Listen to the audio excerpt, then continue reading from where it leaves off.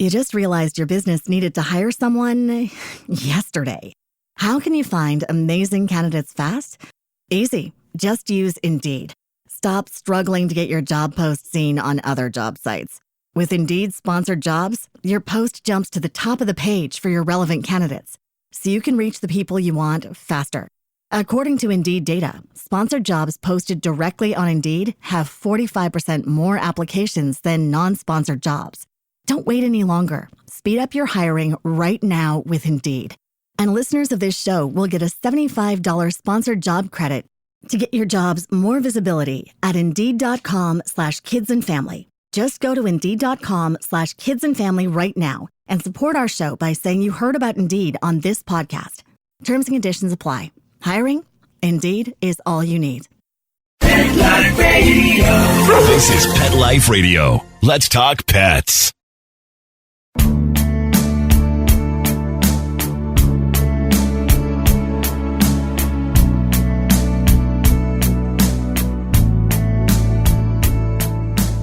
Yes, everybody! You know the drill. We've started this podcast to help anyone who is remotely interested in trapping and neutering animals. We're the help we didn't receive when we first wanted to get involved, and we want to be your new besties in the TNR world. I'm Alex, one of your hosts for this ride, and I'm so grateful to have Adele by my side. Hey, Adele! Hi, Alex. How you doing today? I'm a little bit sick, so I hope we can't hear it too much from my voice, but I just got back from Mexico, so I'm back in the cold of Vancouver. Yeah, you did a lot of cool things in Mexico. We talked a little bit about that in the last 2 weeks. You guys should check out the last 2 episodes because I helped Coco's animal welfare and pet project rescue. We went on a big TNR and spay and neuter mission in Playa del Carmen, and it was really amazing. So you guys check out the last 2 episodes. And today we're going all the way to the other side of the world, to Coimbatore, India, where we're talking to Mini. Hi, Mini. Thanks for joining us. Hello. Hi. Very privileged to be there in this group today. Thank you. Yeah, it's really nice to have you. So just a little bit about Mini. Mini is an engineer by profession, but also the co-founder and managing trustee of Coimbatore City NGO, Humane Animal Society.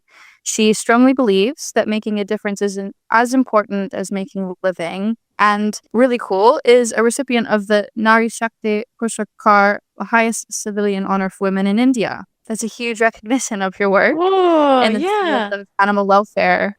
Thank you. Thank you. You've also earned a doctorate in electrical engineering from the University of Texas and is a recognized inventor with several patents to your credit in the field of wireless telecommunication engineering. So not only are you an incredibly compassionate person, but an incredibly imaginative, educated, inventive person. So really excited to hear about how all these things have come together for animal welfare. Thank you. Thank you for having me. And wonderful to participate in this, podcast. And hopefully we can reach more people who can help more animals. That's the whole ambition that I have, and to see a world where no animal has to suffer, Yeah, exactly. That's the goal, to help people help animals, because that's what we all want. And so, Mini, we like to ask our guest a question to just gently start the conversation. When did you first start being caring about animal rights? What happened? Yeah, it's as long as I can remember, from an early childhood, I would say I was always connected with animals. I always felt connected, but it didn't truly translate into being activism or being an activist, or being very conscious about my actions per se. However, I could relate to suffering of animals from a very young age, and I used to be able to probably relate to how they felt, and felt very comfortable in their presence. For example, my grandparents lived in a farm in a village, and whenever we used to go on vacations, there were many animals living with them, and that was one of my early exposures where I was in very close proximity with animals.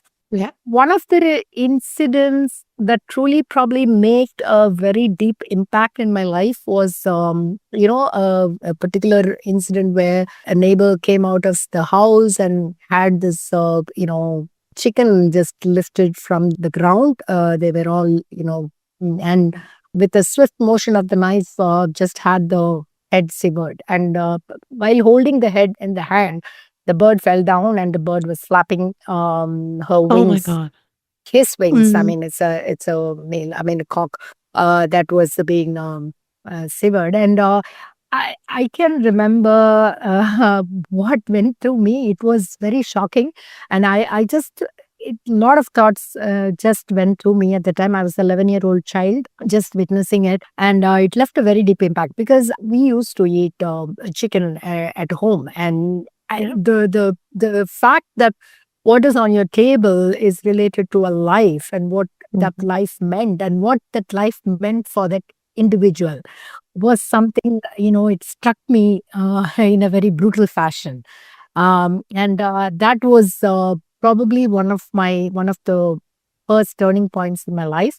I just remembered coming home, running into the house and just telling that I will never ever touch animal on my plate. I will never have a animal as part of my food. And so I stopped. I just turned vegetarian overnight. I mean, the whole concept of being vegan and all that was not very much visible to me. And in India, we live in India, and there is, cow is considered like, cow gives you milk, and it's considered Yeah. as like an offer. I mean, that's what the cow gives you. And even in schools, people learn that cow gives you milk. It's like your mother.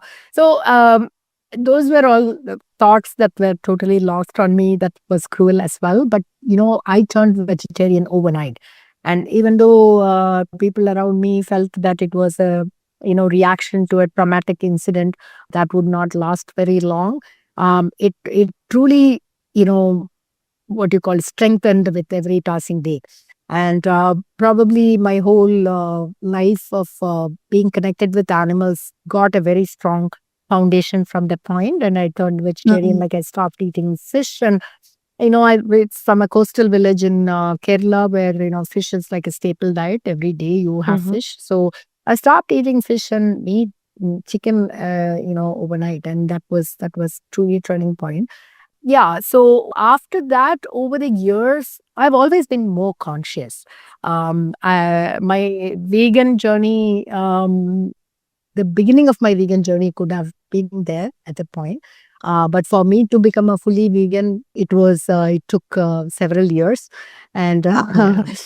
it was after many years that I turned completely vegan.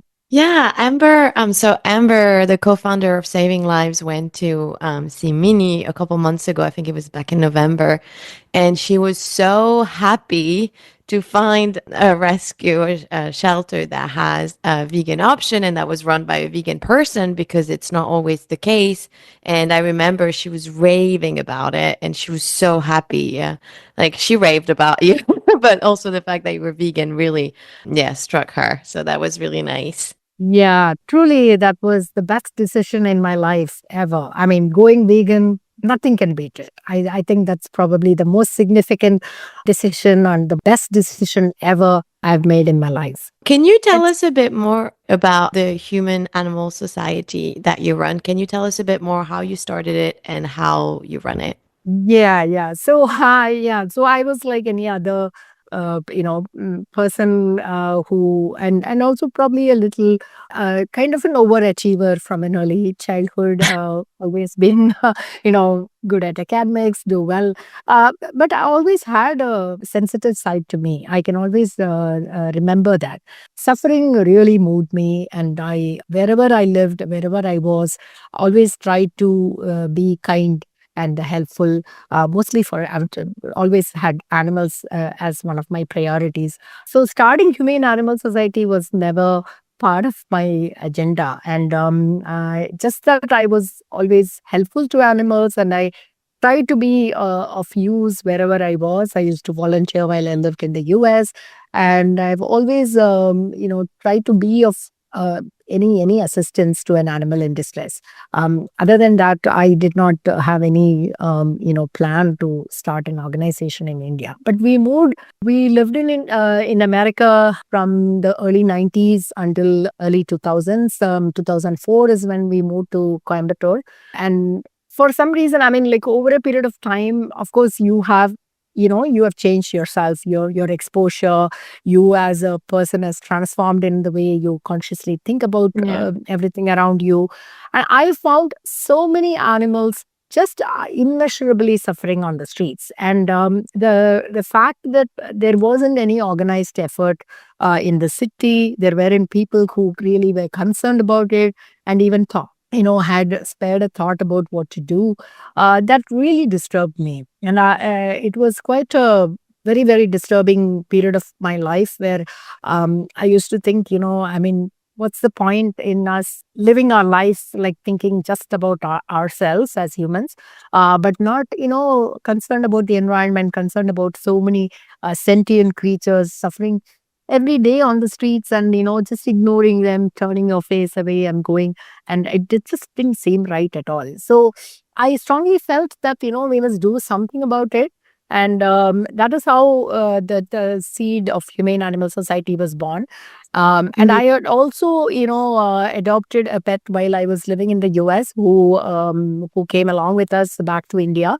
And I saw every I mean, I saw him in every animal that I saw on the street, and I Yeah. just felt, I mean, they deserve an equally happy life, just like how Max is living with me, and there is no Yeah. reason why they have to suffer. And it's a discrimination that was I felt very strongly, which is unjustified. And that is how Humane Animal Society was born. I and my husband, we said, let us just at least, start a small, group of people, like-minded people, bring them together and, see what best we could do to help an animal if we saw suffering on the street. It was not like we thought, we would do so much at the time.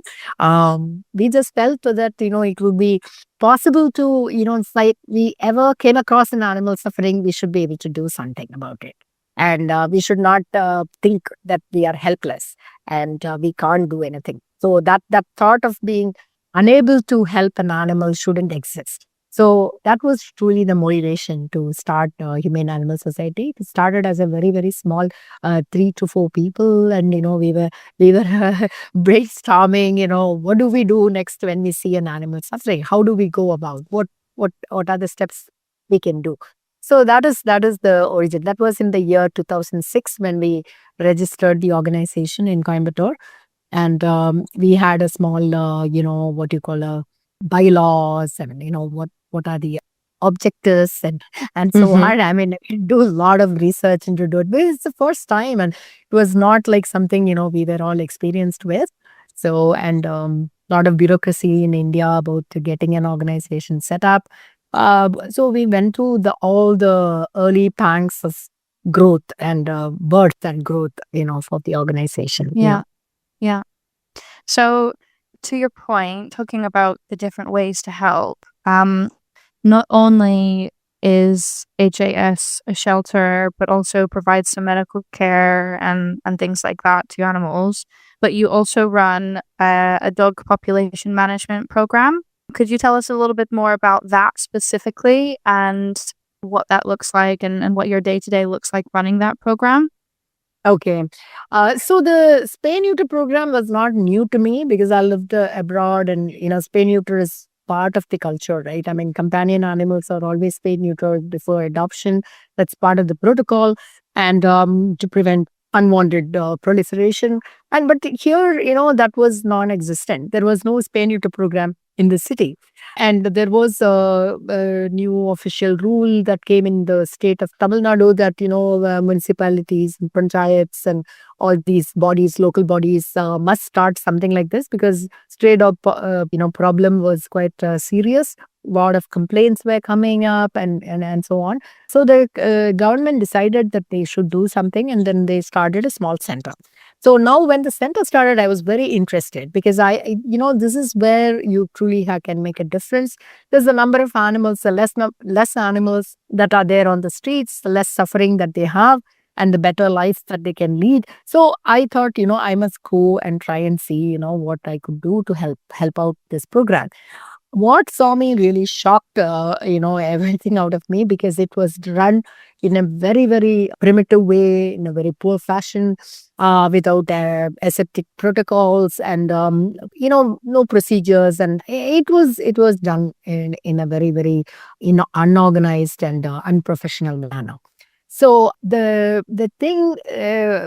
reason why I probably felt very strongly about it was because of my having been, seen good centers run properly, and I complained and I made a big hue and cry about it.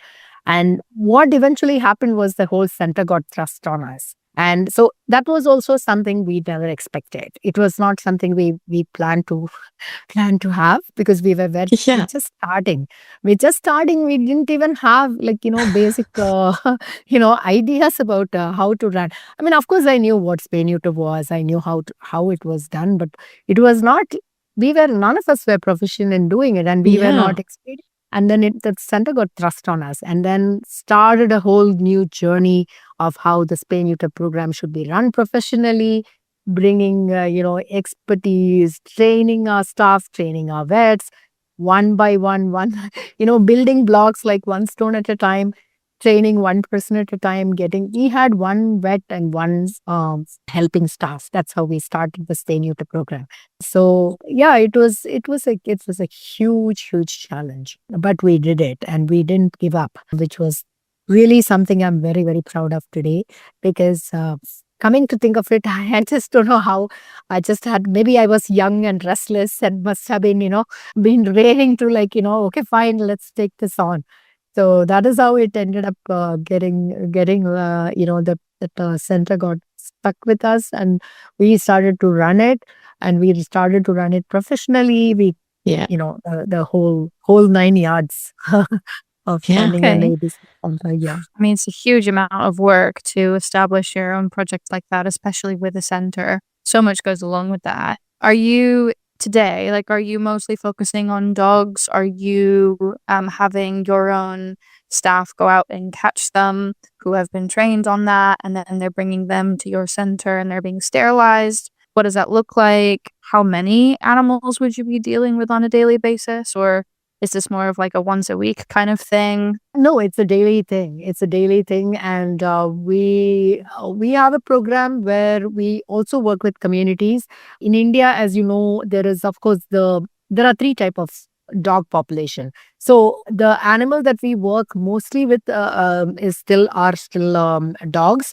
We do a lot of spay neuter for cats as well, but predominantly it's dogs, and it's a stray population in the city, which is the primary target.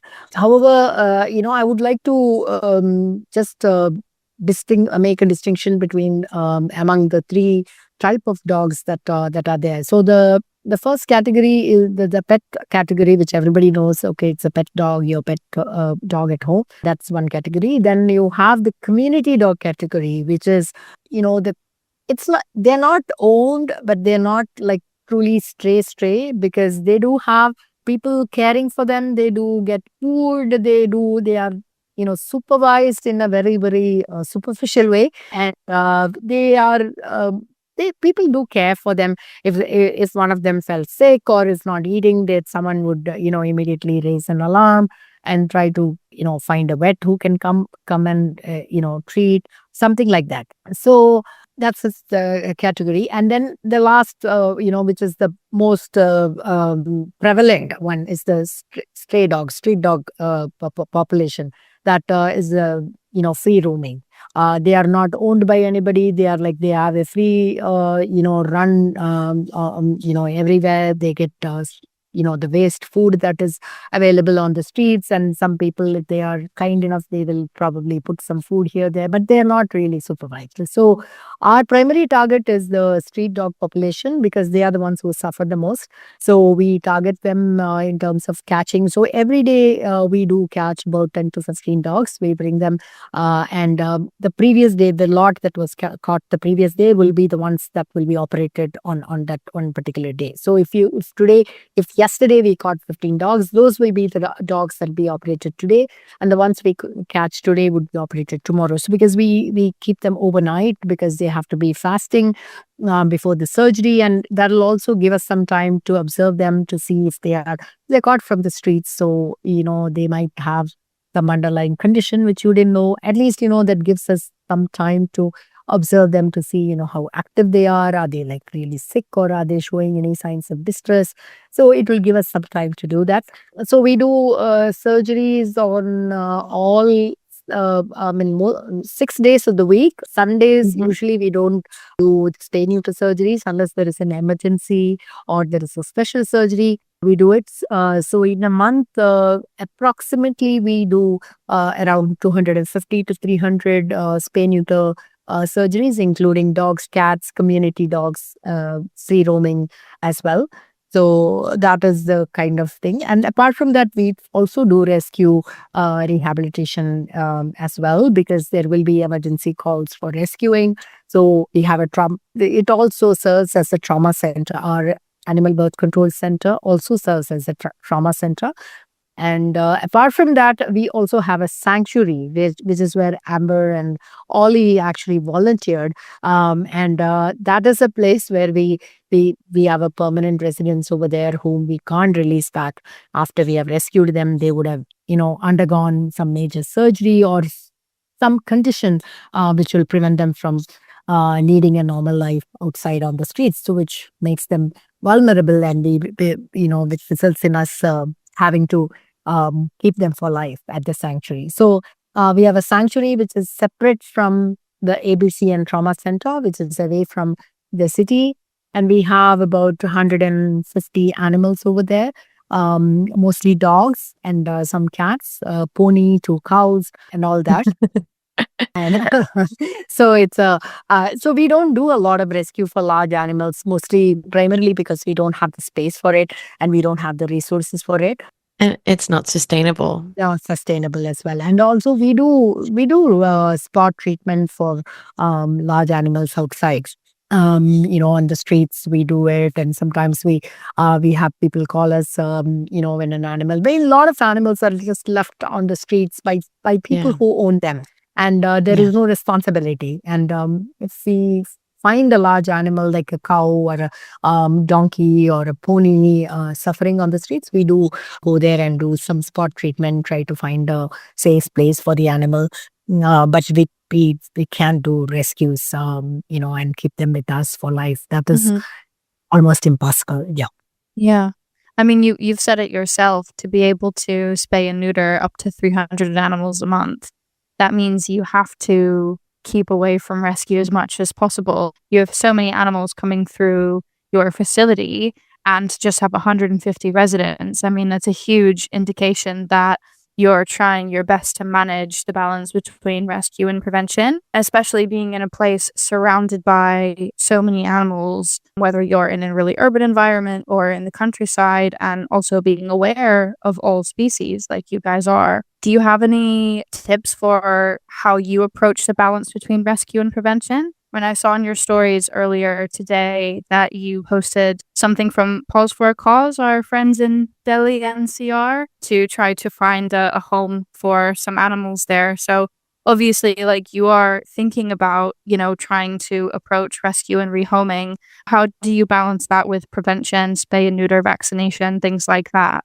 Yeah, it's a huge challenge actually, because a rescue call comes, it takes precedence, and the reason being that it's between life and death for the animal, and it is also the care you can give as soon as you if the animal has met with an accident, that is probably the most critical period of time. So we have to sometimes drop everything we do, and we have to immediately rush for rescues. So over a period of time, we do have, different sets of people who do it. We are able to hire more people who can, who are good with being able to handle animal in distress, because it's not easy all the time to, go and rescue an animal from the street. I mean, and of course, you have an overwhelming desire to do it.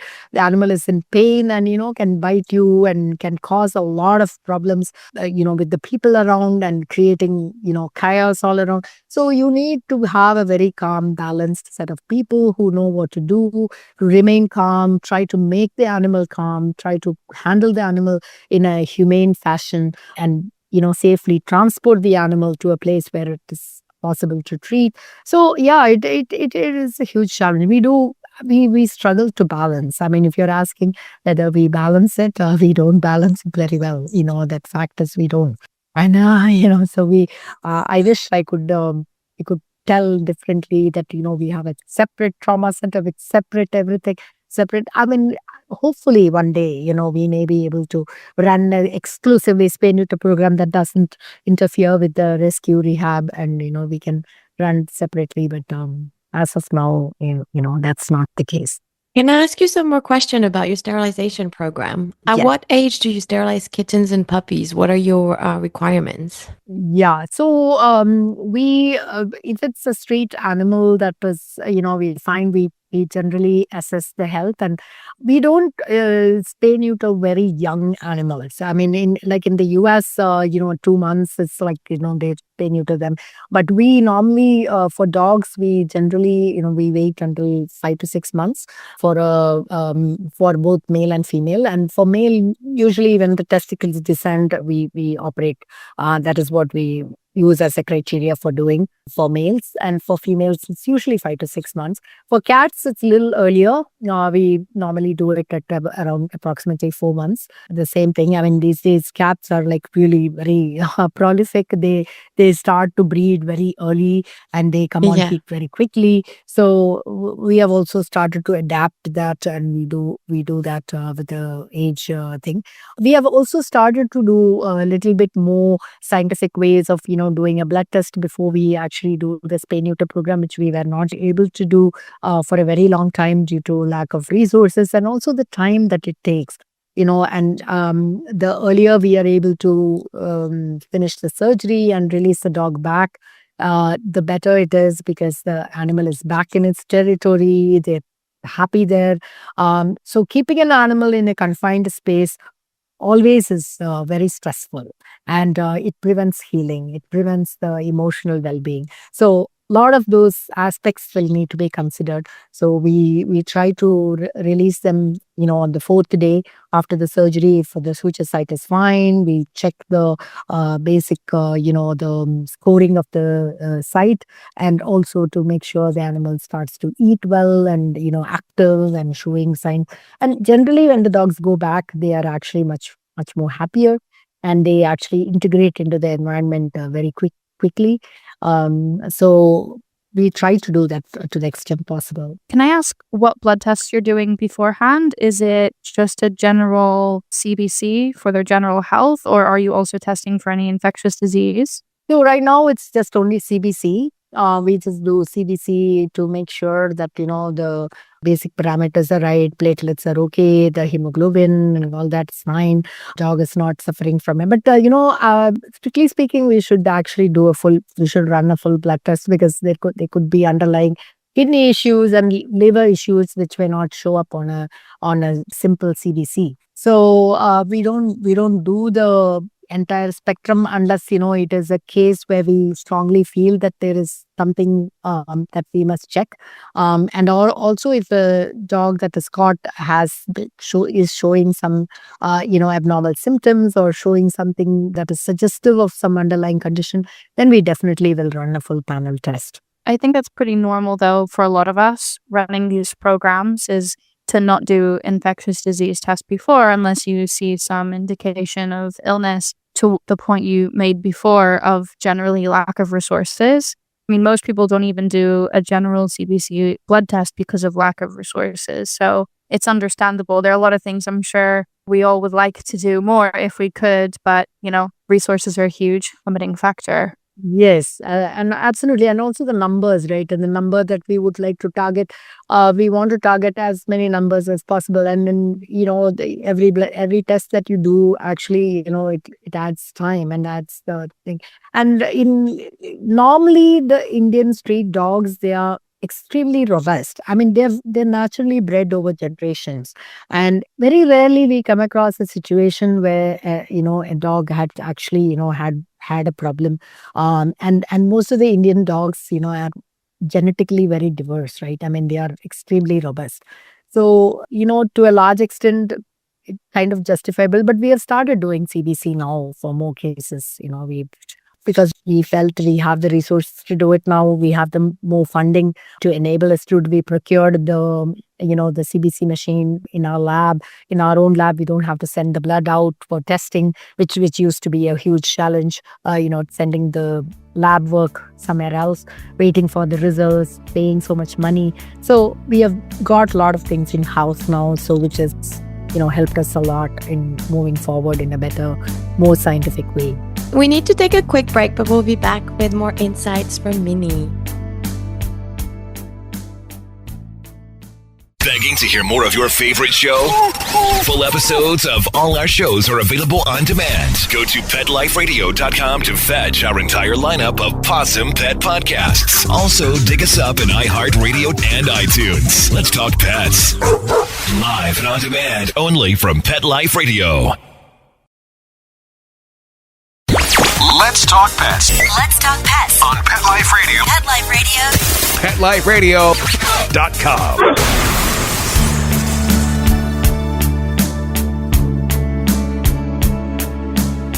And we're back with Mini from Animal Humane Society of Coimbatore. Trying to pronounce it right. Mini, what are some local attitudes or beliefs about sterilization and vaccination of community animals? Have you find it hard to convince local to bring animals to be sterilized? Yeah, early days, it was a huge challenge. First of all, the community and local people felt it was very unnatural, and they attach a lot of anthropocentric values, in the sense that, this is, why would you want to remove the ability for an animal to procreate? That is a sin. So early days, we faced a lot of resistance when we were, especially with community animals, they were very protective and saying, okay, I would like this dog to give birth. That's its right. And Yeah. but they did not have an answer for suffering. So when I pointed out that, that there is so much suffering because of it, and wouldn't you rather go a path that is causes less suffering? So it took a while, but today, I can tell you that there has been a sea change in the attitude of people. And today, people, stand in line. We have more requests than what we can handle. The dogs that are coming for sterilization and vaccinations, and the knowledge about vaccination, for example, was very, very low. And a lot of people in India, even today, people feel that the Indian dogs don't need vaccination. Though they don't need, only the the purebred pets need vaccination, and the Indian dogs don't need vaccination. So it is some kind of a conditioned belief. There's no reason for it, but it has been passed along generation. And I even know families that have a purebred dog and an indie dog, and they will vaccinate the purebred dog regularly, but not vaccinate the indie dog, saying, oh, Oh, it doesn't need wow. vaccination. So it is so much of that kind of a bias is there in terms of seeing the need for a dog to be vaccinated. But today there are a lot of changes now, and it is 19 years since we started, and it is a long time.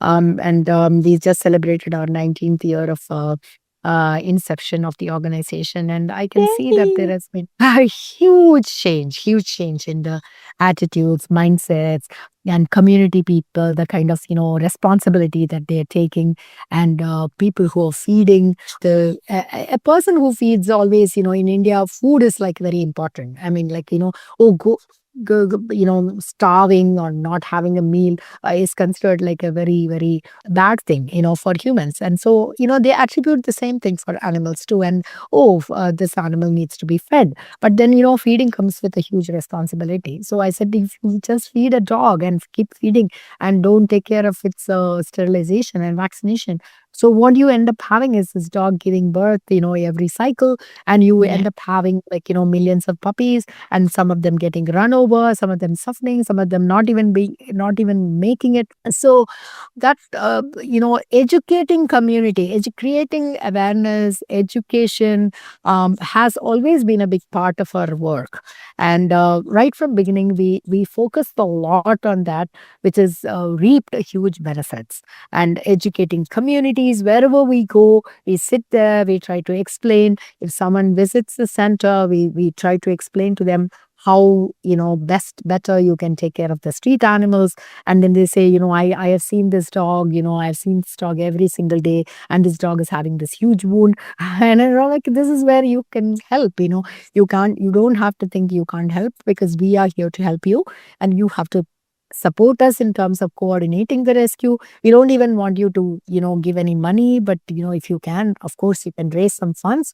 Great, that is wonderful, but you don't have to do it. At least be there, basically, help us, help the animal, coordinate the rescue. When we are present, be available there, and also follow up on medicines. We give you some medicines that you can, mix in the food and give. Try to give it. So we've brought along the communities together, which is a huge part of our success.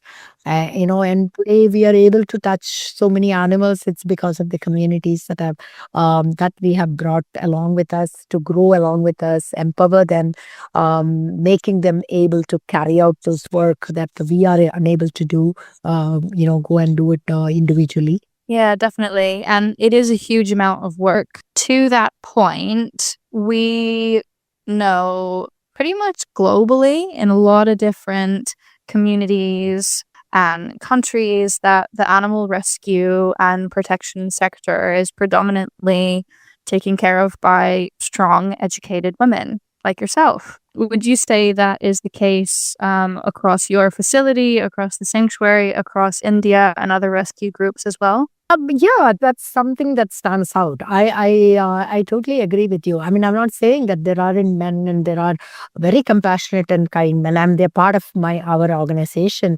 And one of our vets is probably one of the most compassionate individuals, a male vet that who is part of our team, who's one of the most compassionate individuals I've ever met.